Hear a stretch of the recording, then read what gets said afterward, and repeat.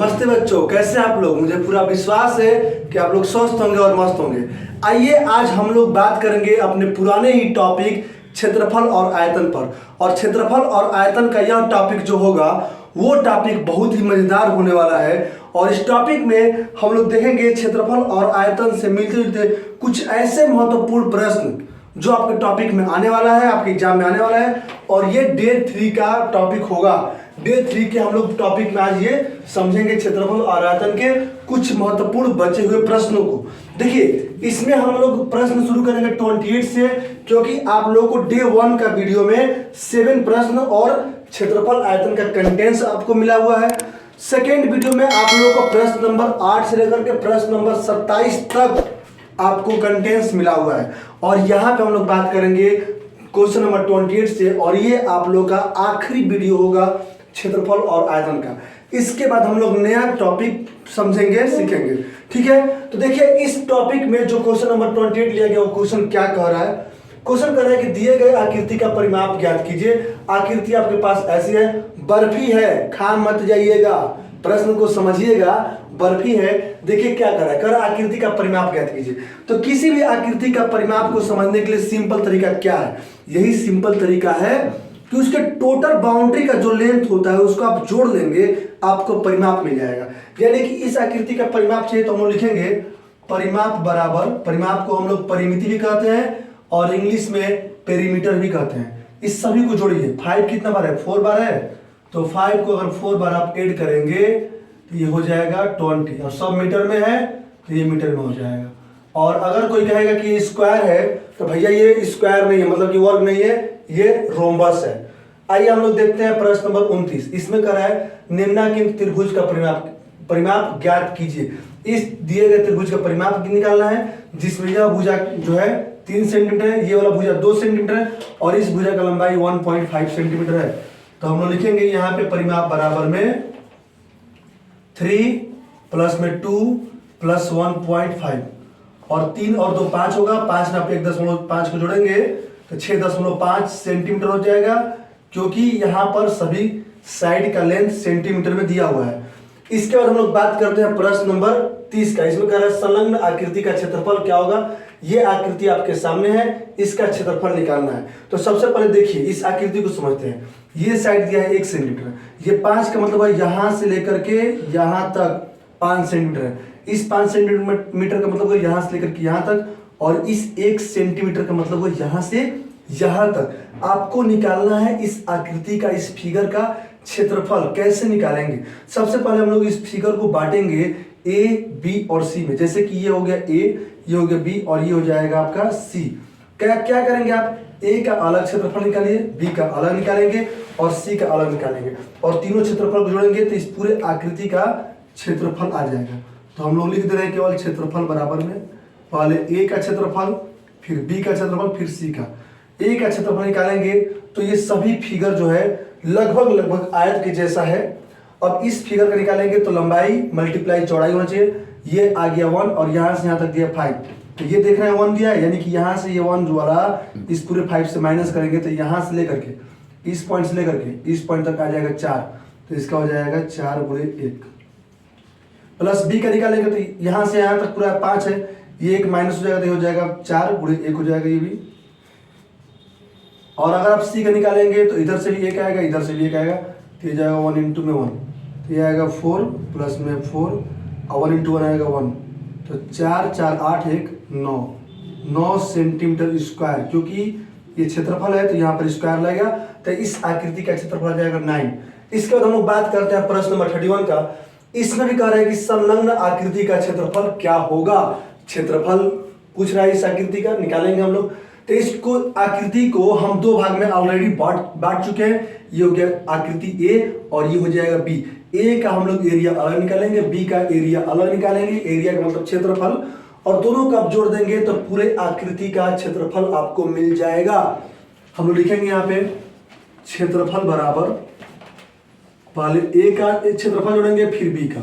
तो ए का क्या हो जाएगा 3 गुणे 2 यानी कि 6 आ जाएगा, मतलब 3 × 2 6 आएगा। यहाँ पे 4 × 2 क्या आएगा 8 और 6 हो जाएगा 14। सब सेंटीमीटर में दिया तो ये भी हो जाएगा सेंटीमीटर में। और इस तरह से इस दिए गए आकृति का बहुत आसान तरीके से हम लोग क्षेत्रफल निकाल लिए हैं। इसके बाद हम लोग बात करते हैं प्रश्न नंबर 32 का। इसमें भी कह रहा है कि निम्नलिखित आकृति का क्षेत्रफल ज्ञात कीजिए। इस आकृति का क्षेत्रफल निकालना है। तो देखिए इसमें यहाँ से यहाँ तक 10 है और यहाँ से यहाँ तक दिया है 5। तो हम लोग इसको ऐसे थोड़ा सा बांट लेते हैं। ये हो जाएगा ए और ये बी। यहाँ से यहाँ तक 5 था, यहाँ से यहाँ तक 2 है और यहाँ से यहाँ तक दिया है 15। कोई बात नहीं है, इनका काम है अपने बातों को रखना, हमारा काम है सॉल्यूशन निकालना। तो हम लोग हल करने से मतलब रखेंगे, ये क्या कर रहा है उससे मतलब नहीं रखेंगे। ठीक है, अपने जीवन में सफल होइए, सफल होइए। सफल होना बहुत जरूरी है, लेकिन सफलता के पीछे जो राज है उसको भूलिए मत। लेकिन एक बात और ध्यान दीजिए, कौन क्या कर रहा है इसका मतलब मत रखिए। सफल होइए, दूसरे की बातों को इग्नोर कीजिए। नहीं तो जो हम लोग के प्रधानमंत्री नरेंद्र मोदी जी हैं, तो नरेंद्र मोदी जी को भी लोग पीठ पीछे गालियां देते हैं, तो क्या वो सुनने आते हैं? नहीं आते हैं। तो हम लोग को सवाल देता है, ठीक है, सवाल कैसा भी दे, हम लोग को आसान तरीके से उसके हल तक पहुंचना ही हम लोग का मकसद होना चाहिए। तो इस प्रश्न का अगर हम लोग क्षेत्रफल निकालेंगे तो हम लोग लिख देंगे सीधे क्षेत्रफल बराबर ये ए का क्षेत्रफल और फिर आ जाएगा बी का क्षेत्रफल। ए का एरिया क्या आएगा 10 × 5, तो 10 × 5 हो जाएगा ए का, और बी का क्या आ जाएगा। तब ये देखिए 10 यहां से यहां तक और 5 यहां से यहां तक, तो हम सीधे लिख देंगे 10 × 5। और बी का निकालोगे तो 5 यहां से यहां तक और ये 2, ये हो जाएगा 5 × 2, ये आएगा 50 और फिर प्लस में 5 × 2 आएगा 10 और इस तरह से हो जाएगा 60। सब कुछ सेंटीमीटर दिया है तो ये सेंटीमीटर के स्क्वायर हो जाएगा। ये हो जाएगा इस 32 नंबर क्वेश्चन का आंसर। इस आकृति का ये क्षेत्रफल आ गया। आइए हम लोग बात करते हैं प्रश्न नंबर 33 का। इसमें कह रहा है निम्नलिखित आकृति का क्षेत्रफल ज्ञात कीजिए। ये आकृति है, इसका क्षेत्रफल निकालना है। मैं आपसे वही बात करूंगा कि हम लोग मेन मकसद रखेंगे अपने आंसर को निकालने से। बहुत आसान तरीके से हम लोग कर लेंगे। यहां से बांट लीजिए, फिगर को भाई बांटना पड़ेगा, बिना बांटे हुए करेंगे उलझ कर आ जाएंगे, आसानी से आप आंसर को नहीं निकाल पाएंगे और इस तरह से चुटकियों में आंसर निकल जाएगा।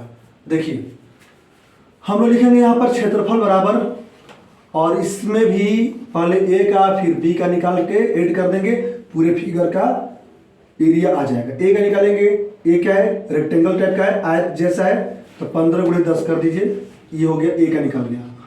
फिर बी का निकालना है, तो यहाँ से यहाँ तक 12 दिया है लंबाई, 12 दिया है चौड़ाई और 22 दिया है लंबाई, तो यहाँ पे कर लेंगे 22 × 12, 15 × 10 आएगा 150 और आप 22 में अगर 12 को मल्टीप्लाई करेंगे तो ये आ जाएगा 264 और इसको जोड़ लीजिए, जोड़ लेंगे आपका आंसर आ जाएगा 414 सेंटीमीटर स्क्वायर। इसका आंसर आ गया। एक और प्रश्न हम लोग देखेंगे थोड़ा सा, 34 नंबर। इसमें क्या कर रहा है, कह रहा है एक व्यक्ति को अपने खेत के चारों ओर तार की बाउंड्री लगानी है। ये उसका खेत है और कह रहा है कि जिसकी विवाह नीचे आकृति में दी गई, यानी कि एक आदमी का खेत है और खेत का लंबाई है 25 मीटर, चौड़ाई है 10 मीटर। आजकल तो प्लाट बिक रहा है फीट के हिसाब से कि कितना भाई है 10 फीट बाई 20 फीट, ऐसे करके प्लाट बिक रहा है 25 फीट बाई 40 फीट। तो ये भाई मीटर में दिया हुआ है, एक आदमी का खेत है, ये कह रहा है 25 मीटर और ऐसे है 10 मीटर, और कह रहा है कि इस खेत को वो व्यक्ति चाहता है कि चारों तरफ से हम तार से घेर दे, तो कितना तार लगेगा, ये तो परिमाप निकालने पर मान चलेगा। अभी उस व्यक्ति के पास यदि 50 मीटर तार है तो उसे और कितना तार लेना चाहिए, ये प्रश्न में पूछ रहा है। तो हम लिखेंगे यहाँ पर, पहले निकालते हैं इस आयताकार खेत का परिमाप का सूत्र 2 ब्रैकेट में लेंथ प्लस में ब्रेथ, ये जोड़ेंगे तो आएगा 35, मल्टीप्लाई करेंगे 2 से तो आ जाएगा 70 मीटर। अब 70 मीटर उसको तार चाहिए, 50 मीटर तार उसके पास है, तो हम लिखेंगे तार की आवश्यकता बराबर, और तार की आवश्यकता बराबर में 70 से 50 को माइनस कर लेंगे, ये आ जाएगा 20 मीटर आंसर। ठीक है, आइए इसके बाद हम लोग बात करते हैं प्रश्न नंबर 35 का। तो आइए देखते हैं हम लोग प्रश्न नंबर 35 को। यह प्रश्न कह रहा है निम्न आकृति एक जैसे वर्गों से मिलकर बनी है जिसका परिमाप 64 सेंटीमीटर है।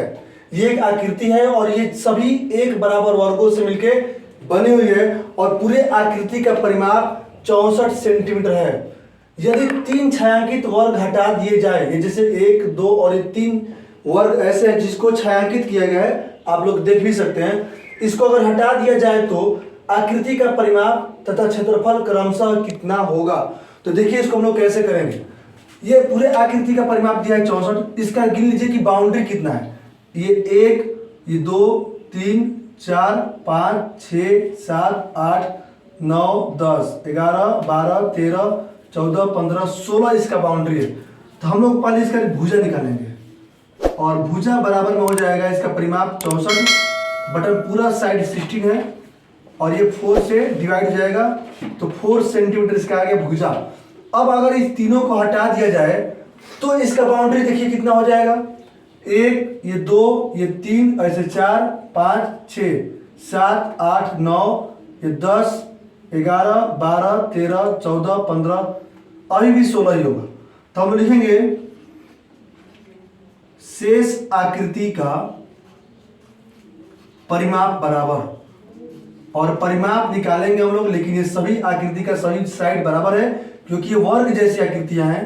तो हम लिखेंगे 16 × 4 और यह आएगा 64 सेंटीमीटर। इसके बाद हम लोग ये भी लिखेंगे कि शेष आकृति का क्षेत्रफल, शेष आकृति का क्षेत्रफल बराबर, तो एक आकृति का क्षेत्रफल निकालेंगे हम लोग और एक आकृति के क्षेत्रफल से इन तीनों को छोड़कर के बाकी जो आकृतियां बचेंगी उसमें मल्टीप्लाई कर देंगे तो शेष आकृति का क्षेत्रफल आ जाएगा। तो देखिए एक आकृति का क्षेत्रफल कैसे आएगा, भुजा इंटू में भुजा, यानी कि साइड मल्टीप्लाई साइड, साइड है 4 तो ये हो जाएगा 4 × 4। ये तो एक वर्ग का है। कितने वर्ग बचेंगे, 1, 2, 3, 4, 5, 6, 7, 8। तो अभी आप 8 से मल्टीप्लाई करेंगे तो 4 × 4 आएगा 16 × 8। तो मल्टीप्लाई बाई जब 8 करेंगे तो ये आ जाएगा 128 सेंटीमीटर स्क्वायर। तो बोला है परिमाप और क्षेत्रफल क्रम से बताइए क्या होगा। तो परिमाप हो जाएगा 64 सेंटीमीटर, ये परिमाप का आंसर आएगा। क्षेत्रफल हो जाएगा 128 सेंटीमीटर स्क्वायर, ये क्षेत्रफल आ जाएगा। इसके बाद हम लोग बात करते हैं प्रश्न नंबर 36 का। इसमें कह रहा है कि निम्न आयताकार प्रिज्म की लंबाई 14 सेंटीमीटर, ऊंचाई 8 सेंटीमीटर तथा चौड़ाई 3 सेंटीमीटर है, तो इसका आयतन ज्ञात कीजिए। अब इस आकृति का आपको आयतन निकालना है। इस आकृति का लंबाई, चौड़ाई, ऊंचाई सब कुछ दिया हुआ है। तो हम लोग लिखेंगे आयतन बराबर, और आप जानते हैं कि आयतन का सूत्र होता है लंबाई मल्टीप्लाई चौड़ाई और मल्टीप्लाई ऊंचाई, और इस सूत्र से आप देखेंगे तो लंबाई, चौड़ाई, ऊंचाई सब दिया हुआ है। हम लोग लिख लेंगे लंबाई 14, चौड़ाई 3 और ऊंचाई 8। 14 × 3 आएगा 42 मल्टीप्लाई बाई 8। अब इसमें देखिए मल्टीप्लाई कर देंगे, जो आएगा वो सेंटीमीटर क्यूब होगा, क्योंकि जो आयतन होता है उसका मात्रक, उसका इकाई सेंटीमीटर क्या क्यूब होता है। तो हम लोग क्या लिखेंगे यहाँ पर, मल्टीप्लाई करेंगे 336 आएगा तो 336 सेंटीमीटर क्यूब हो जाएगा इस आकृति का आयतन। इसके बाद 36 के बाद हम लोग बात करेंगे प्रश्न नंबर 37 का। इसमें कह रहा है किसी आयत का लंबाई 0.6 मीटर और चौड़ाई 20 सेंटीमीटर है, तो इसका क्षेत्रफल क्या होगा। आपको लंबाई दिया है 0.6 मीटर, चौड़ाई दिया है 20 सेंटीमीटर और क्षेत्रफल पूछ रहा है। तो एक लंबाई में दिया है और एक सेंटीमीटर में दिया है, सॉरी एक चीज दिया है मीटर में और एक दिया है सेंटीमीटर में। तो दोनों के मात्रा को आप एक बराबर में लाएंगे तभी जाकर के ये सवाल हो पाएगा। देखिए हम लोग इसका क्षेत्रफल निकालेंगे। लंबाई दिया है मीटर में, चौड़ाई दिया है सेंटीमीटर में, तो दोनों के मात्रक एक में होने चाहिए। तो दोनों मीटर में हो जाए या फिर दोनों सेंटीमीटर में। हम लोग दोनों को सेंटीमीटर में कर लेते हैं, लंबाई मीटर में, आइए इसको सेंटीमीटर में करके करते हैं। तो यहाँ पर हो जाएगा लंबाई बराबर में 0.6 मीटर, और यदि आप 0.6 मीटर में 100 से मल्टीप्लाई करेंगे तो जो मीटर है वो सेंटीमीटर में बदल जाएगा। यहाँ पे 2 जीरो है, पॉइंट 2 प्लेस पीछे जाएगा, एक प्लेस और एक प्लेस और जाएगा तो 6 पे एक जीरो आ जाएगा और ये हो जाएगा 60 सेंटीमीटर। तो लंबाई तो आ गया, चौड़ाई दिया 20 सेंटीमीटर। हम लोग तुरंत इसका क्षेत्रफल निकाल लेंगे। क्षेत्रफल का सूत्र आप सभी जानते हैं, लंबाई मल्टीप्लाई चौड़ाई होता है। तो लंबाई आया 60 सेंटीमीटर, चौड़ाई 20 सेंटीमीटर, और ये आ जाएगा इस तरह से मल्टीप्लाई करेंगे 1200 सेंटीमीटर स्क्वायर आ जाएगा। अब अगर कोई ये कहे कि दोनों को मीटर में कन्वर्ट करके करते हैं तो आप वैसे भी कर सकते हैं, आंसर आपका मीटर में आएगा। कितना आएगा मैं बता दे रहा हूँ, आंसर आपका आएगा 0.12 मीटर स्क्वायर। अगर आप दोनों को मीटर में कन्वर्ट करके करेंगे करके आप देख सकते हैं। इसका देखिए प्रश्न नंबर 38, ये कह रहा है कि एक वर्गाकार खेत का परिमाप 36 मीटर है, तो उसका क्षेत्रफल कितना होगा। वर्ग का परिमाप दिया है, क्षेत्रफल पूछ रहा है। तो वर्ग का क्षेत्रफल का सूत्र होता है भुजा मल्टीप्लाई भुजा। भुजा तो दिया नहीं है, यानी कि साइड दिया नहीं है, परिमाप दिया है। तो परिमाप से आप लोग साइड निकाल लीजिए, फिर साइड से क्षेत्रफल निकल जाएगा। तो हम लोग लिखेंगे वर्गाकार खेत का भुजा बराबर, यानी कि शॉर्टकट में हम लिख रहे हैं भुजा बराबर परिमाप बटा 4 होता है, तो 36 बटा में 4 हो जाएगा, ये आ गया 9 मीटर। इसके बाद क्षेत्रफल हम लोग निकालेंगे। क्षेत्रफल का सूत्र होता है साइड मल्टीप्लाई साइड, यानी कि 9 मल्टीप्लाई 9, और ये आएगा 81 मीटर स्क्वायर। इस तरह से हम लोग इसका क्षेत्रफल निकालिए। इसके बाद हम लोग बात करते हैं 39 नंबर प्रश्न का, और ये क्षेत्रफल आयतन का आखिरी सवाल होगा। इसके बाद हम लोग अगला टॉपिक जो होगा मैथ का ही होगा, और हम लोग अगले वीडियो में उसको जरूर सीखेंगे, समझेंगे। देखिए इस प्रश्न में क्या कर रहा है, कैसे हल करेंगे। कह रहा है 14 मीटर लंबे और 10 मीटर चौड़े एक खेत के अंदर 1 मीटर चौड़ा एक रास्ता है, रास्ते का क्षेत्रफल क्या होगा। ये एक खेत है, 14 मीटर लंबा है, 10 मीटर चौड़ा है, और इस पूरे खेत के अंदर ये 1 मीटर चौड़ा रास्ता है, रास्ते का क्षेत्रफल कह रहा है क्या होगा। कैसे करेंगे आप, अभी तो जो रास्ता है वो खेत के अंदर है, कभी कभी ये भी बोल सकता है कि रास्ता खेत के बाहर होगा। मैं आपको बता रहा हूं कैसे इन प्रश्नों को हल किया जाता है। अगर रास्ते का क्षेत्रफल निकालना है और रास्ता खेत के अंदर है तो पूरे खेत का क्षेत्रफल निकालिए, 14 × 10 140 आ जाएगा। इसका अब देखिए ये जो आकृति है यहाँ पर बीच में, इसका क्षेत्रफल कितना आएगा, तो इसका भी सूत्र होगा लंबाई मल्टीप्लाई चौड़ाई। लंबाई कैसे निकालेंगे, यहाँ से यहाँ तक दिया 14, 1 मीटर यहाँ से 1 मीटर यहाँ से कम करेंगे, ये हो जाएगा 12, और ये पूरा है 10, एक यहाँ से और एक यहाँ से कम करेंगे, 2 कम करेंगे, ये आ जाएगा 10, और फिर आपका आंसर मिल जाएगा। तो हम लोग लिखेंगे इसको रास्ते का क्षेत्रफल बराबर, पूरा निकालिए तो आ जाएगा 14 मल्टीप्लाई 10, माइनस करेंगे तो ये 14 में से 2 घटाएंगे तो 12, और 10 में से 2 घटाएंगे तो 8, ये आएगा 140, और 12 × 9 करेंगे तो आएगा 96, और माइनस करेंगे तो आएगा 44 मीटर का स्क्वायर। इस प्रश्न का आंसर हो जाएगा। और बाकी के जो भी क्वेश्चन होगा हम लोग अगले वाले में देखेंगे।